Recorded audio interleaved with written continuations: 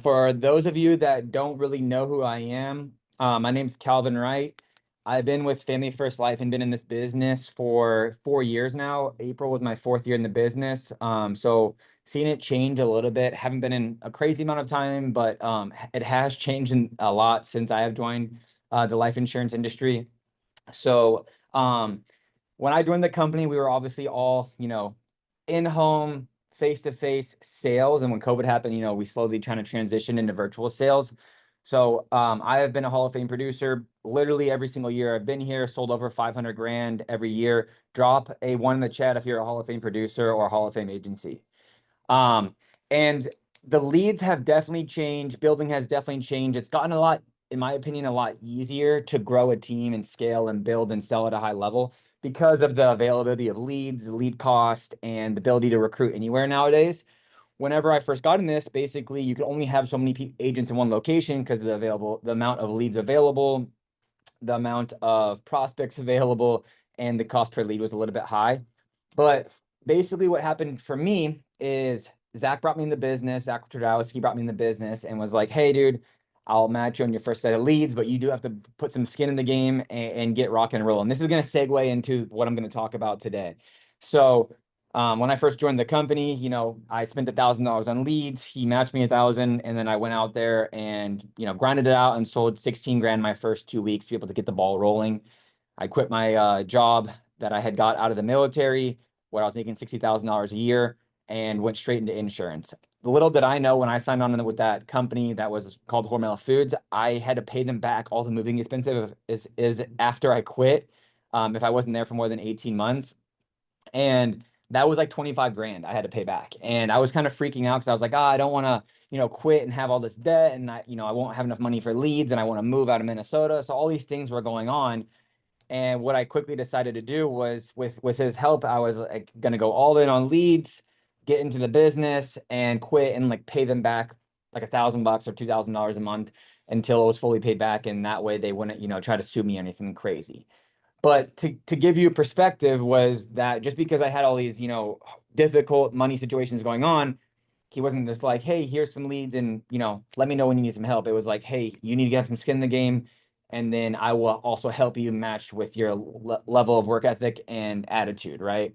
So with that being said, today I'm going to talk about how we went from just shy of $400,000 a month to now doing like $700,000 to $800,000 a month as a team, and doubled the amount of agents. So drop a 2 in the chat if you're building a team actively right now. So if you're building a team, everybody knows there's some things that can be difficult about building a team.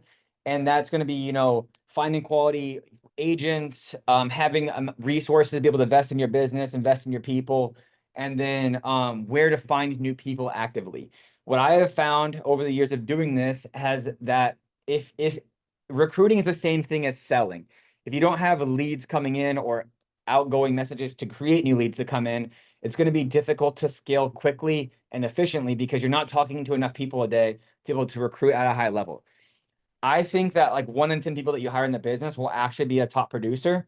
And so with that, metric, I be able to backwards plan my months. So I made this goal like a few years back, and I've actually got serious about it now, which was I want to be at a million a month by the end of the year. And I just kept saying that and saying that and saying that, and I didn't really have any call to action on how to truly figure out how to get there. I saw everybody else, my peers, mentors, and other people I worked with in the business, like go from 300 grand, 150 grand to $1 million a month quickly, and I was like, I don't get it. Like, what's going on? What am I doing wrong? Where am I failing? And where I figured out that where I was failing was I wasn't treating recruiting like I was treating selling.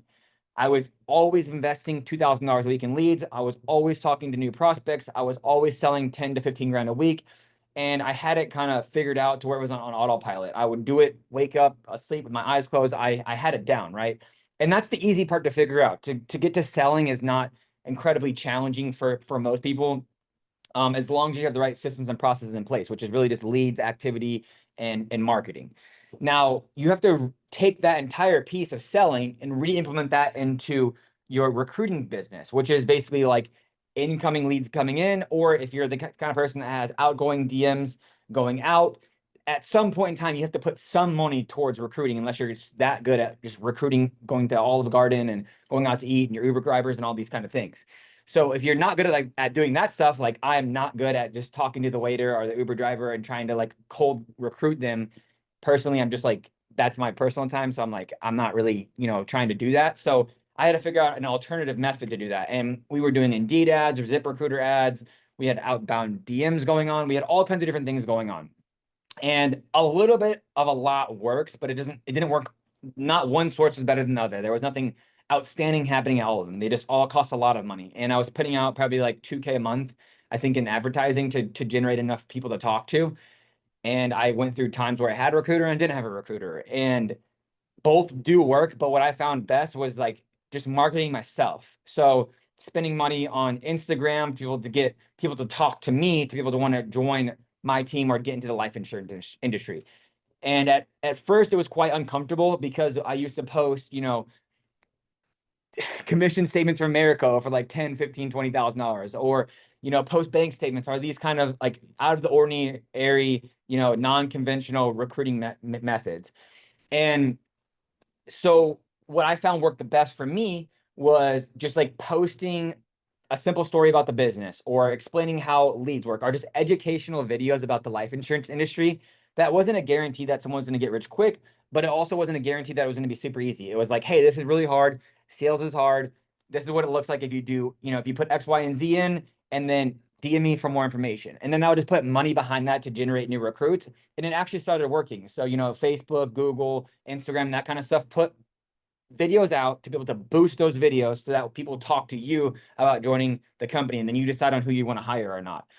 And then the second piece to that, or there's a few additional pieces to that, was like, how do I get my managers to do it? And then how do we convert those people that get into the business? So like I said earlier in the call, is that we went up and down. We had a little bit of roller coaster the last few years, but we're really stable and on a very well trajectory, is because my growth was trying to beat more than 10% per year, which I think is probably like the minimum someone would want to grow. And we're almost like doubling like every quarter now. But basically from going from 40 riders at just shy of 400 grand a month to going to 700 to $800,000 a month with 80 to 100 riders per month was not that crazy of a shift as you would think. It mostly came down to lead flow for the agents, and then also having the managers do the same thing that you're doing. So my first few years in the business, drop a 3 in the chat if you heard find your starting 5. I took forever to find my starting 5. Way longer than it should have. I was the one doing everything for the business, trying to get everyone else to do it, and trying to get the managers to replicate what I was doing. And it was with selling and recruiting. I was always at the top of the leaderboard. I was always the one bringing the most recruits. I was always the only one really growing. And what I failed was like, Hal's like, hey, do all this stuff. But there was nothing to measure it. There was nothing to track it. There was they weren't seeing the same results I was seeing. So we broke it down real simple. Hey, spend $15 a day on advertising for recruiting, continue to sell at a high level, continue to, do all the stuff that we know as top producers to do, which is, $2,000 a week in leads, 10 to 15K to submit, 400 plus per year, right? Get your red jacket. Now, whenever I find a couple people that are selling at a high level to have that money reinvest in their business. So you get those people selling 20 to 40 grand a month, capture some of that income and reinvest it into recruiting if that's what they want to do, and let it run for an extended period of time. I'm like, hey, you're not going to see immediate results. It's just like starting something new. It takes 90 days to measure that goal. You have to hire that person. They have to get through getting their passing their exam and getting their license. They have to go through contracting. They have to go through training. They have to be able to sell their first couple of policies, and it has to show up in the IP report. So I'm like, when you hire someone, you don't see a direct reflection of that hard work that you put into getting them trained and getting them hired for like 60 days. So you need to do something for an extended period of time and have that buildup of growth. If you see it overnight, maybe something is going wrong, or you just found someone that's really good at this, which is awesome. And I'm super happy for you. But now the piece of starting someone new in the business to where they can become a Hall of Fame producer or selling consistently 20 to 30 grand a month. That was our biggest struggle. Our average agent was only selling when we went from 400 grand to 800 grand. the average actually went down per agent. So before we were closer to like 10 to 15 grand per agent average per month when we were at 400,000, and then it went down to like $8,000 per agent. We went to 700 to 800,000. And we did the last 3 weeks we've been doing a lot of meetings trying to figure out what's going on and how to help the agents get to, selling over 20 grand a month, because that's when you're truly profitable enough to make a decent living and not be miserable on the phones all day. And what we were doing in the beginning, we were hiring agents. We were like, hey, I'm gonna, baby, I'm gonna baby you. I'm gonna feed you everything you need. I'm gonna give you leads. You're gonna be on this lead program, and it's great and it works to get writers because they don't have a high barrier of entry. It's like, hey, just get your license. Here's some leads. Sell a few, and then we'll stay in the lead program. And there was like no real end goal, so everybody kind of got super complacent. They were getting leads, and it was costing me a bunch of money, and it wasn't that profitable.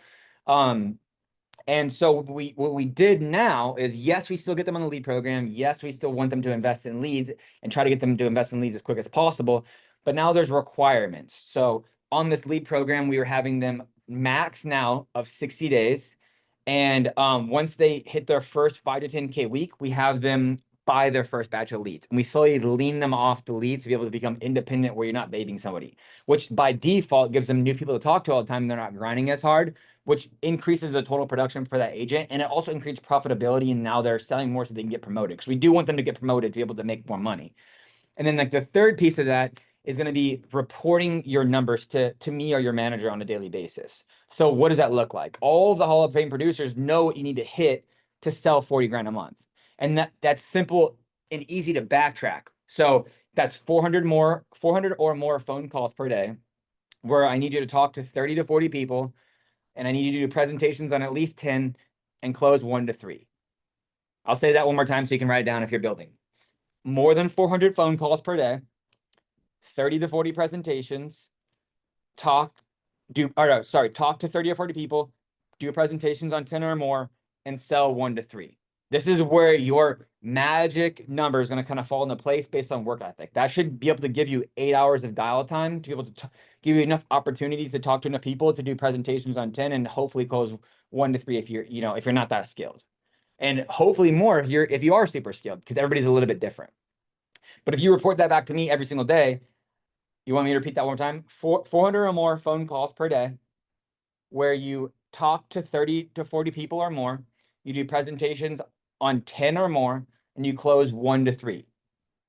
And then I would have them text me that every day at the end of the day. So that way I know who's working, who's not working, who should get leads, who should I prioritize leads to, who needs to rework their leads, who needs adjustment on script, who needs adjustment on tonality, where do we make all these adjustments to help you become a better producer? Because it's only gonna, all of everything I need to know is inside of that. Either 1, you're not dialing enough; 2, you didn't talk to enough people; 3, you presented on a lot of people, but you didn't close anything because you don't have the tonality or script down, or 3, you maybe are having trouble with objections, right? So yeah, you can do it manually on Ringy, but 400 is the minimum. I don't care how that individual does it. They have to do 400 though. And then now with setting the timeline to get to 60 days or less to get on your own leads has been huge for the growth and the average per agent to go up, because now the average agent's doing more than 15 grand a month because they started buying leads. As soon as someone starts buying leads, their production's immediately going to go up, because now we got all the practice reps, we got all the hard stuff, kinks worked out during the lead program. They built belief in themselves to be able to purchase leads, and they reinvested the money they earned from the lead program to be able to purchase leads. And now we can kind of get them on a consistent schedule of having incoming leads in. The quickest way to have someone fall out of business or go broke in the business is by not having a consistent automatic lead order going out. Because if you don't have automatic leads going out or coming in every single month, and you have to think about buying leads, it's a lot easier to say, hey, I want to actually rework the leads I had from last week because I didn't sell enough, so I don't want to buy leads again. And then they sell nothing and they blank for the whole week because they're reworking the same old leads they didn't sell anything on.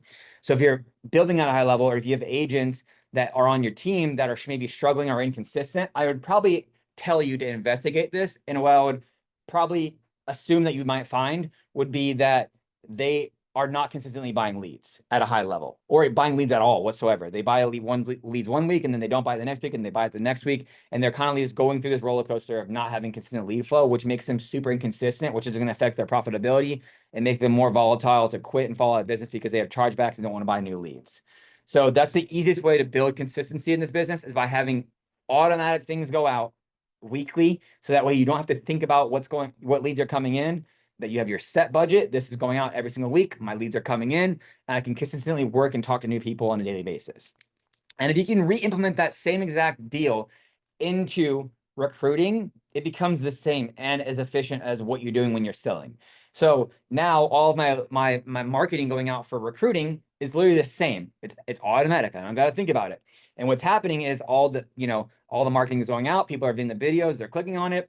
And then I have an automated system that replies to the people that are coming in my DMs, sends them a calendar link. They book on my calendar.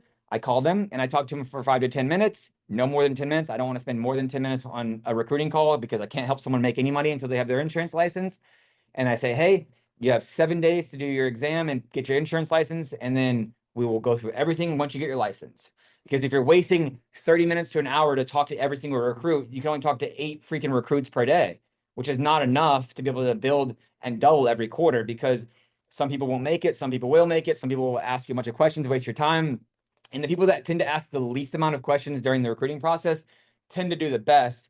And then the people that ask the most questions once they're hired and actually dialing typically do better than the people that don't ask any questions when they're fresh on the phones, because then they don't have anything to work towards or correct or build up. But with that being said, I wanted to touch on a few other things here, and that's going to be investing in your business to grow.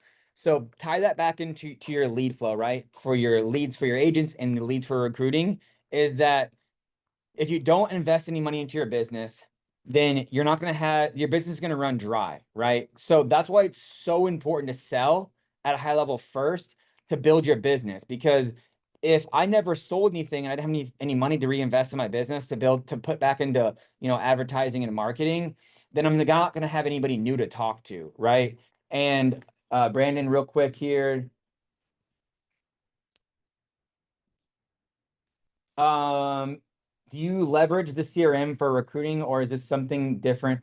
So I'm not really too sure what you mean by that, but like when I'm talking about the ins and outs of the business for my recruiting calls, the CRM and the leads is not the primary source of what I'm trying to build this up on or build rapport on. What I'm trying to get out of the way early during my recruiting calls is going to be, hey, are you want to do this full-time or part-time? What can you commit to? If you're part-time, I kind of just pass on those people because the success rate's very low. So I just say, hey, I'm looking for full-time agents that can do more than 8 hours per day, a minimum of 5 days a week. 6 is preferred if you want to make, the money that you talk about, what you want to make. And what I can do for you is, if you're working hard, I will invest in you. So I will help you with leads in the beginning for the first little bit. At the same time, I need you to be able to reinvest back into your business and get leads immediately. So that way you have new people to talk to every day and you're not dependent upon me, because you joined this to be able to have freedom of schedule and make a lot of money, right? Yes. Okay. So you're not going to have freedom of schedule if I have to manage you and micromanage you every single day because you're on a lead program and you need to send your dials to me and you depend on me to be able to make money. That doesn't make you independent whatsoever. That makes you an employee. That makes you someone dependent on somebody else to be able to get your job done, right? And put a drop of one in the chat if you join FFL and you join the insurance industry, you'd be independent. Everybody got here because they didn't like having a boss, right?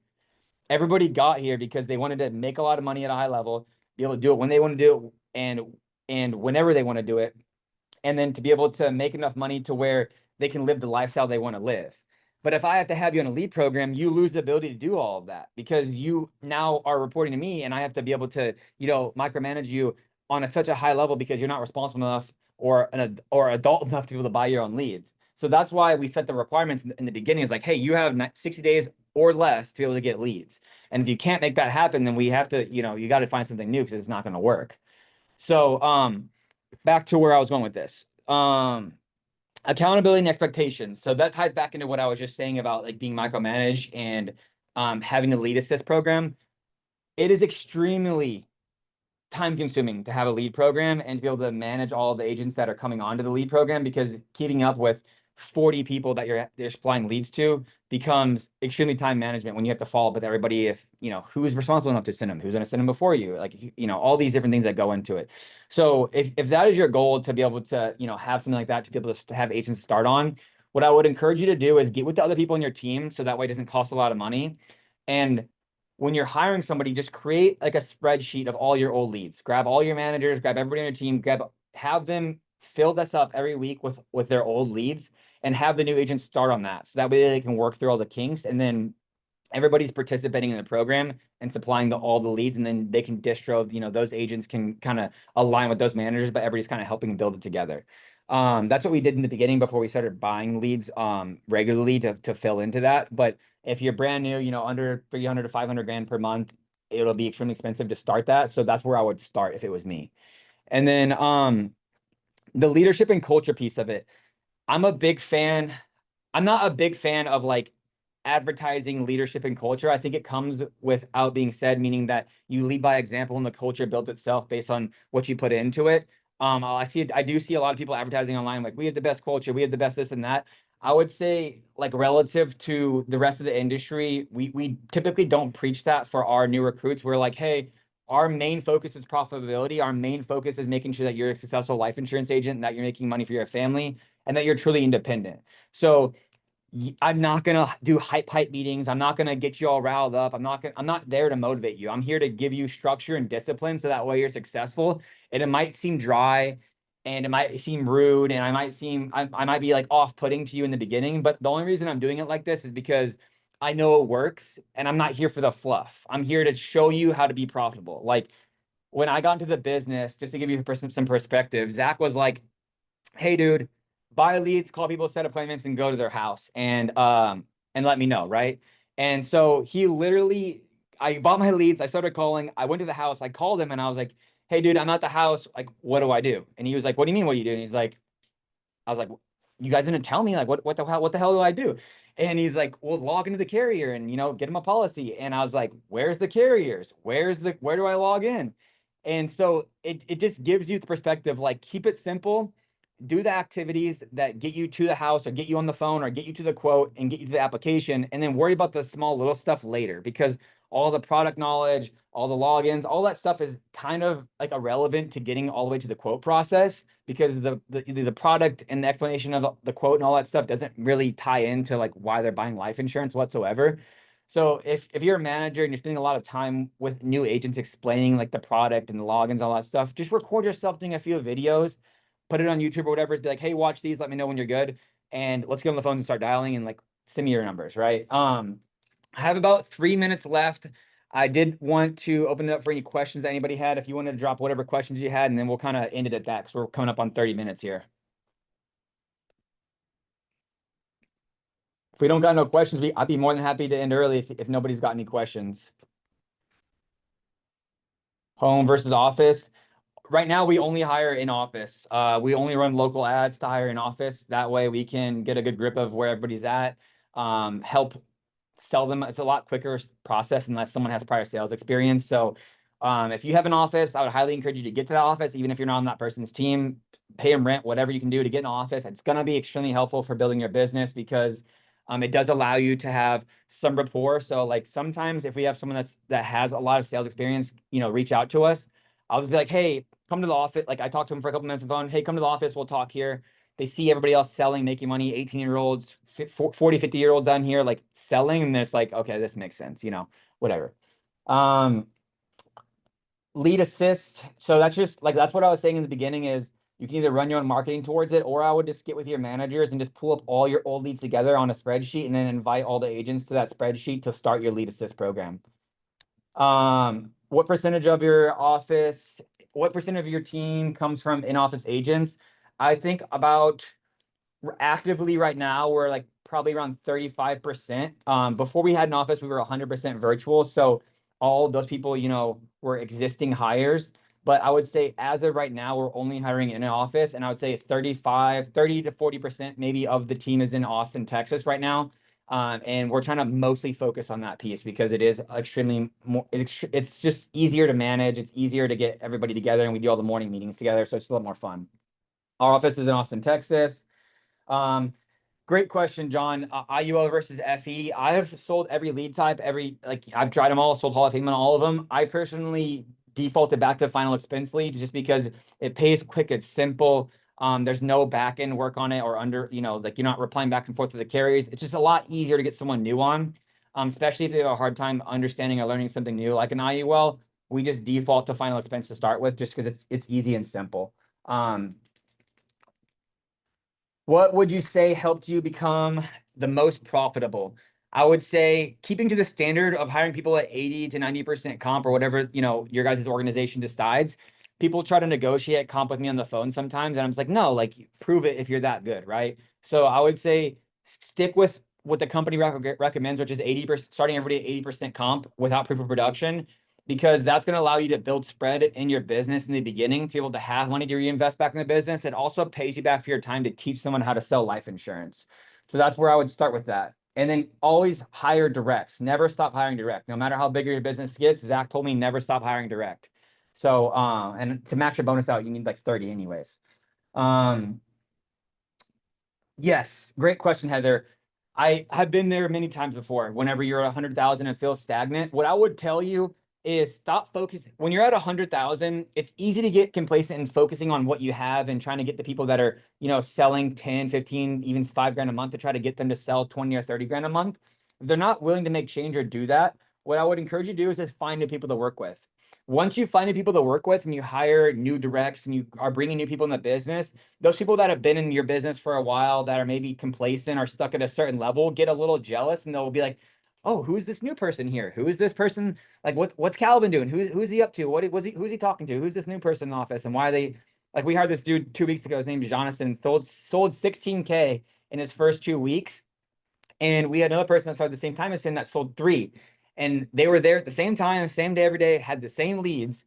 And it kind of just creates friendly competition when you have that happen. And then the people that were been here for 90 days or whatever, that are buying their own leads that are barely 7, 10 grand a month or whatever, they get a little jealous and they start selling a little bit more too. So it keeps a friendly competition going, but never focus on your bottom 50% of people. Only focus on like the top 10% of people, which will help build your growth and get you out of that like stagnant zone of being around 100, 150 a month. I'll take a few more here. Brandon, set up automatic drips. Yeah. Yeah. Always set up automatic drips. The max the CRM will let you do. That will keep everybody engaged and booking in your schedule. Again, new agents starting on final expense leads. Jake, thank you so much, bro. I appreciate you more than you know. And then chargebacks. So we didn't really talk about this, Bridget, too much, but I always just tell agents if you fall below 30%, we'll probably put you on as earned or some type of thing like that just to be able to keep the integrity of the business. But like as an agency, we're sitting around 88%, 89% somewhere in there as persistency as a group.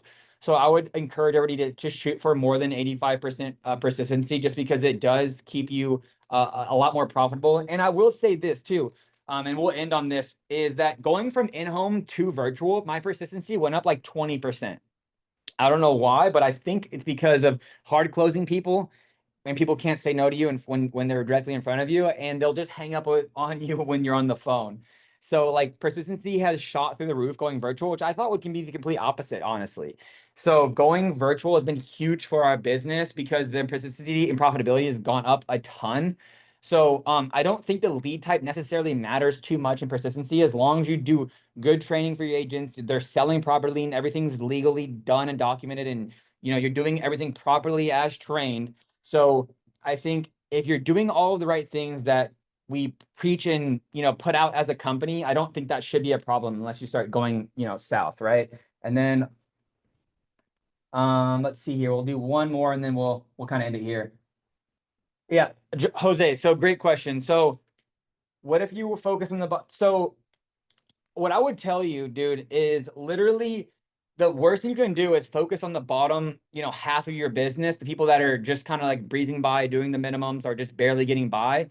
Because if they've been here long, especially if they've been here for an extended period of time, if someone's been here for more than 90 days, they hear all the training, they know all the right things to do, they're constantly, it's in their ear, they know what to do, but they haven't changed anything. There's no point of spending a lot of time on them to get to do more because they'll come around when they're ready. Everybody comes around at a different time and everybody comes ready to build and sell at a different time in a different season in their life. Like from 400, from 150 to 350 was by far my hardest growth period. It took me like literally 24 months to do that. And I think it was because had like a salty taste in my mouth. I had a big fat roll up of like 150 grand. I wanted to get that paid off. I wasn't hiring direct. I wasn't doing all the right things. So I felt like I was just mad at myself and I wasn't really doing anything about it. And then when broke out of that mindset and I was like, okay, I got to turn the floodgates on, reinvest back in the business, turn the recruiting back on. And then boom, instantly like that from 350 to like literally 700 happens in a quarter. It's because you just have to, you have to be constantly having that lead flow. And guys, anyways, I'll end on that. So Phoenix, don't forget, is on Friday this week. Be there, be square. I look forward to seeing everybody there. It's going to be absolutely amazing event.